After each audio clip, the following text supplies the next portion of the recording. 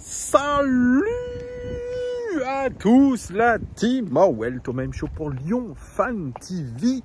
Très heureux les gars de vous retrouver pour une nouvelle vidéo, oui, avec le même t-shirt qu'hier parce que je l'adore ce t-shirt. C'est un t-shirt des années 90, Nirvana Sliver. Pour les connaisseurs, je sais qu'il y a eu pas mal de messages dans les commentaires de ma précédente vidéo. Ouais, j'ai 2-3 t-shirts de rock parce que c'est cool déjà et parce que c'est une certaine histoire, donc c'est assez top.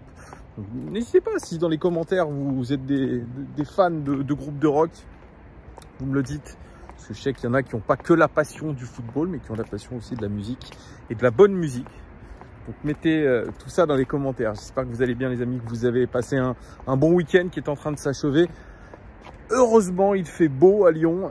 C'est le début des vacances pour pas mal de Lyonnais qui vont partir se ressourcer à la plage ou ailleurs. Donc pour ceux qui partent en vacances, bonnes vacances à vous. Pour ceux qui veulent aussi gagner le maillot de l'Olympique Lyonnais, le maillot extérieur, je le rappelle, à chaque début de vidéo, vous allez dans l'onglet communauté, il faut être abonné à la chaîne. Vous mettez un petit like sur le post et vous commentez autant de fois que vous voulez. Et vous aurez plus de chances, évidemment, de pouvoir gagner ce maillot. Bonne chance à tout le monde. Alors hier, il y avait le match amical. C'était un trophée. Alors, je ne savais même pas que c'était un trophée pour les 100 ans du Celta Vigo. Un trophée sur le terrain de Vigo entre le Celta Vigo et l'Olympique Lyonnais, qui s'est soldé par une nouvelle défaite, troisième défaite en 3 matchs amicaux, ce qui est un peu inquiétant pour tout vous dire. J'ai hésité à faire un live, mais je me suis dit non, on va éviter de commencer à faire des lives pour des purges. Et je me suis dit bon, voilà, on va profiter de notre samedi soir. Je vous ferai une vidéo débrief qui est celle-là aujourd'hui pour parler un petit peu de tout ça. Mais moi, ce que je retiens, et désolé pour ceux qui disent hey, Thomas, t'es négatif. Ben écoutez, oui, j'ai un seum depuis ce début de préparation qui ressemble à pas mal de préparations depuis quelques années, à savoir des purges extraordinaires, à savoir une équipe complètement perdue. Et elle est révélatrice, cette préparation, pour moi, de ce qu'il se passe ensuite dans la saison. Parce qu'une préparation, c'est préparer. C'est-à-dire tester des choses, voir l'état de forme des joueurs, c'est sûr, voir ce qui a été travaillé, voir ce qui est perfectible, voir ce dont on a besoin aussi en termes de recrutement, donc faire beaucoup de tests, analyser les choses. Et moi, ce que je vois surtout, c'est qu'on est au même point que la saison dernière. Et ça m'inquiète beaucoup parce qu'on voit sur le terrain les mêmes mots que nous avions déjà dans les matchs officiels la saison dernière. Et d'ailleurs, Laurent Blanc, qui a fait son interview d'après-match, a exactement les mêmes constats qu'en plein milieu de la saison. Et c'est là où ça m'inquiète encore plus. Laurent Blanc désabusé au micro d'OL Play qui nous dit qu'en gros, la préparation physique n'a pas été digérée. Et pourtant, vous allez voir ce que vous allez voir. Les joueurs sont prêts physiquement, ils ont bossé de ouf. Oui, ils ont bossé apparemment physiquement, mais pas tactiquement. La tactique a été tout juste mise en place cette semaine au Groupama OL Training Center. Et ce qu'on peut dire, c'est que on n'a pas vu grand-chose non plus au point de vue tactique. Donc pas tactiquement parlant, on n'est pas présent. Techniquement parlant, nous ne sommes pas présents. Et ça aussi, c'est le constat de Laurent Blanc, à savoir que oui, il y a un petit peu de mieux au niveau offensif, au niveau de l'animation. Par contre, techniquement, c'est toujours pas ça. Oui, mais ça ne l'était déjà pas la saison dernière. Trop d'errements techniques. Et je dirais technique basique. Alors moi, je parle en tant que simple supporter, comme d'habitude. Je ne suis pas professionnel de football, mais quand c'est votre métier, normalement, vous devez travailler vos gammes. Et on se rend compte qu'à l'OL, on ne travaille pas les gammes. Ou je ne sais pas ce qui se passe. Mais en tout cas, les contrôles ratés, les imprécisions, elles sont nombreuses. Et pour des joueurs, pourtant, je dirais, qualifiés. Pour des joueurs expérimentés, confère Tolisso, par exemple. Est-ce que c'est un problème de concentration? Et ce serait exactement la même chose que les saisons précédentes. Il y a aussi ça, concentration, technique et tactique. Moi, je vois 3 choses. Alors, Laurent Blanc avait décidé d'aligner la même équipe titulaire que contre Molenbeek. Donc là, il n'y a pas d'excuse. Clinton Matin en défense centrale, et ça, j'en reparlerai. Koumbedi à droite, à gauche, Tagliafico. Milieu de terrain, Tolisso, Le Penant et Larouche. C'est bien ça, je crois que je me trompe pas, j'en oublie pas. Et puis, une animation avec Alex Lacazette devant, sur les côtés Amin Sarr et Jeffinho. Lopez dans les cages. Donc, pas de nos espoirs français, Cherki, Barcola, Cacré, et Cherki, Barcola, Cacré, j'en oublie un autre. Bref, c'est pas grave, vous mettrez ça dans les commentaires. Lukeba, voilà, 4e. Donc en gros, on allait les faire rentrer 20 minutes. Alors on s'est dit dans les premières minutes, alors déjà les premières secondes ont été compliquées, perte de balle de Koumbedi, pression haut de Vigo et première occasion. On s'est dit ça commence très mal parce qu'on a du mal à sortir du pressing de Vigo qui est très intense. Eux, ils agissent par phase de pressing très ciblée. Donc on était pris à la gorge. Et puis pendant les 15 premières minutes, on a vu un Olympique Lyonnais un petit peu se revigorer, notamment Amin Sarr, qui a donné un très beau ballon de but à Alex Lacazette. Une belle remise. Lacazette, il a bien effacé son vis-à-vis avec un passement de jambe. Et puis ensuite, il a buté sur le gardien espagnol. Deuxième occasion ensuite, Koumbedi, qui a délivré un magnifique centre de loin à Alex Lacazette, toujours détourné par le gardien espagnol. Et puis plus rien. Plus rien. Et là, on s'est dit, bon, ça y est, on est en train de rentrer dans le rang. Moi, ce que j'ai vu surtout, c'est qu'on a tenté beaucoup de passer sur les côtés. Sauf qu'on n'a pas d'ailier de métier. On s'en est encore plus rendu compte hier avec un Jeffinho qui m'inquiète énormément. Tant physiquement que techniquement, le garçon paraît complètement à l'ouest. Amin Sarr, il a des boîtes de chaussures à la place des pieds. Même si ces 15 premières minutes, il y a de l'envie, il y a ce que vous voulez, mais il s'est dispersé dans le match. Et puis, voilà, il s'est anonymisé dans le match. Lacazette aussi, malheureusement, il a disparu du match très rapidement. Pas de but sur cette préparation pour Alex Lacazette. Pas de but, tout simplement, pour l'Olympique Lyonnais depuis 270 minutes. Ça commence à faire énormément de temps. Et puis, surtout, très peu d'occasions. Et ça aussi, c'est ce que disait Laurent Blanc. Il a dit, moi, ce qui me chagrine un peu, c'est qu'on se crée très peu d'occasions, même quand on a la possession. Oui, parce que l'Olympique Lyonnais essaye de baser son jeu sur un jeu de possession et d'attaque placée, alors qu'il devrait peut-être essayer de jouer sur de la transition. Mais pour faire de la transition, il faut jouer très vite vers l'avant et vous baser sur votre milieu de terrain. Parce que je vous ai dit, on est passé beaucoup sur les côtés. Pourquoi? Parce que le cœur du jeu n'est pas bon. Le Penant, Tolisso et Larouche, ça ne fonctionne pas. Ça fonctionne aussi bien et aussi peu, même je dirais, que les trois de devant. Donc vous avez déjà 6 joueurs qui ne sont pas complémentaires. Mais ce milieu de terrain, il est extrêmement faible. Beaucoup d'avis négatifs sur le Penant, je rejoins tout le monde. Autant le début de saison dernière a été très bon de la part de Johan Le Penant. Il a apporté sa fraîcheur, il a apporté sa grinta, son envie. Mais alors, depuis ses multiples erreurs de fin de saison dernière, il n'est plus le même. Sa progression a l'air d'être stoppée net. Et puis, j'entendais les commentateurs dire « Ah, il regarde, avant de toucher la balle, il regarde son environnement, il prend l'information. » Ouais, mais il prend l'information et systématiquement, son corps est orienté vers l'arrière. Très peu de passes vers l'avant, de passes verticales pour casser les lignes. Peut-être aussi parce qu'il n'a pas forcément les appels devant lui. Hein. Peut-être que Lacazette ne fait pas assez ses appels en profondeur. C'est pas son jeu. Peut-être qu'aussi Amin Sarr et Jeffinho n'ont pas fait le taf non plus.